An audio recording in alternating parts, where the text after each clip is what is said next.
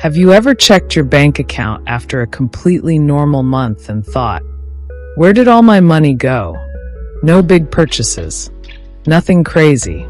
Just groceries, a few meals out, maybe a new phone because the old one felt slow. Normal stuff.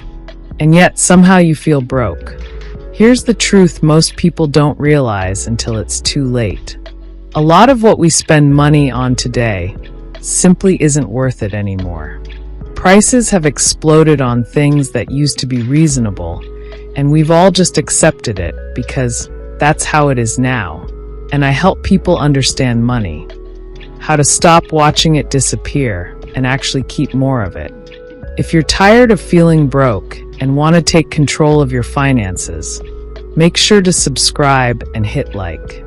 Let's start with something that might make people defensive, but it needs to be said. Fast food isn't cheap anymore. That was the entire point of fast food. Quick and affordable. Those days are gone.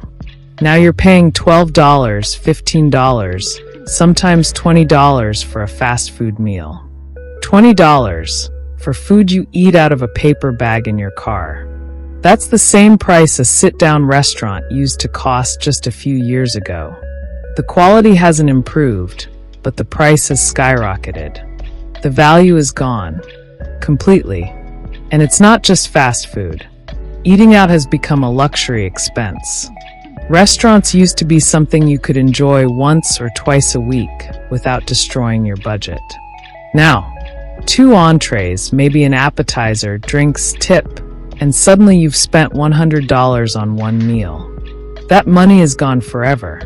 You didn't buy something that holds value. You ate it. Eating out occasionally is fine, but when you're doing it multiple times a week, that's thousands of dollars every month disappearing on something completely optional. Most people struggling financially don't realize this is where their money is going. It's $20 here, $30 there, but it adds up fast. Now let's talk about new cars. Buying a brand new car is one of the worst financial decisions most people make. The moment you drive it off the lot, it loses about 20% of its value instantly. You haven't even made your first payment yet. Then it keeps depreciating every year, while you're paying interest on a loan for something that's becoming less valuable over time. A 3 to 4 year old used car will get you to the same places, be just as reliable, and cost half as much. Someone else already paid the depreciation. You don't have to. People buy new cars for status. That new car smell. That feeling of success. But if you're not already wealthy, buying new cars will keep you broke, period. Let's talk about clothing and status spending. Some expensive items are worth it. A good coat, quality shoes, things that last. But most luxury clothing? You're not paying for quality, you're paying for a logo. A $10 t-shirt and a $200 designer t-shirt are often made from the same material, sometimes in the same factory. The difference is the branding. Nobody cares what brand you're wearing. They really don't. Designer jeans, handbags, sneakers. Most of it is marketing convincing you that buying expensive things makes you more successful. It doesn't. It just makes you poorer. Vacations have gotten out of control. Flights are expensive. Hotels are expensive. Even budget travel costs more than it used to.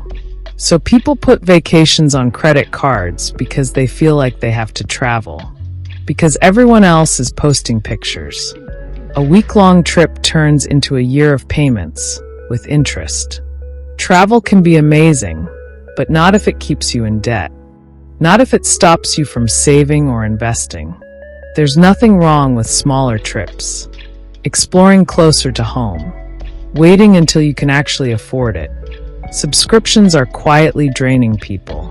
Netflix, Hulu, Disney+, HBO, Prime, Apple TV, and more. Each one is only $10 or $15. But together you're spending $70 to $80 a month, nearly $1,000 a year on TV. Cable is even worse. Gym memberships you don't use. Services you forgot to cancel. Money gone, not because you needed it, but because you didn't pay attention. Electronics are another trap. New phone every year. New laptop. New gadget. A $1,000 phone that does the same things your old phone already did. Scroll, text, take pictures. If you kept your phone for 4 to 5 years instead of upgrading constantly, you'd save thousands of dollars. Tech companies sell minor upgrades as necessities, and people fall for it